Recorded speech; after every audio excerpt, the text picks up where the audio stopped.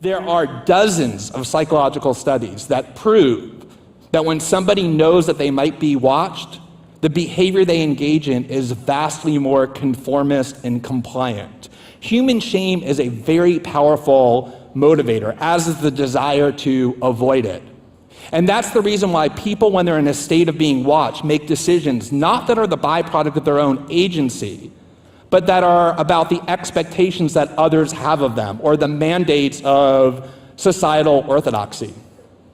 This realization was exploited most powerfully for pragmatic ends by the 18th century philosopher Jeremy Bentham, who set out to resolve an important problem ushered in by the industrial age, where for the first time institutions had become so large and centralized that they were no longer able to monitor and therefore control each one of their individual members. And the solution that he devised was an architectural design originally intended to be implemented in prisons that he called the panopticon. The primary attribute of which was the construction of an enormous tower in the center of the institution, where whoever controlled the institution could at any moment watch any of the inmates, although they couldn't watch all of them at all times. And crucial to this design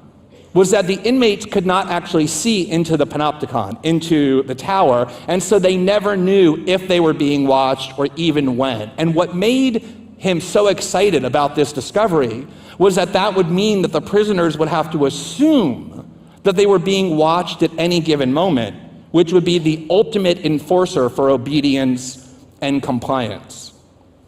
The 20th century French philosopher Michel Foucault realized that that model could be used not just for prisons, but for every institution that seeks to control human behavior: schools, hospitals, factories, workplaces. And what he said was that this mindset, this framework discovered by Bentham,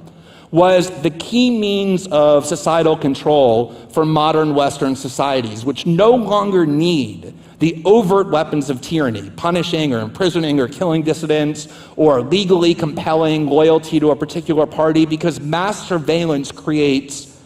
a prison in the mind that is a much more subtle, though much more effective means of fostering compliance with social norms or with social orthodoxy, much more effective than brute force could ever be. What all of these seemingly disparate works recognize, the conclusion that they all reach, is that a society in which people can be monitored at all times is a society that breeds conformity and obedience and submission, which is why every tyrant, the most overt to the most subtle, craves that system. Conversely, even more importantly,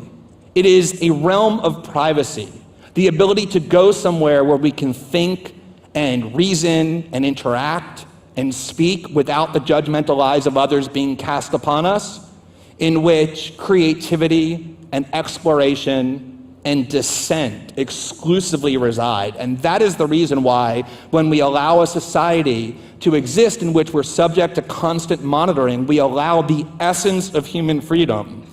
to be severely crippled.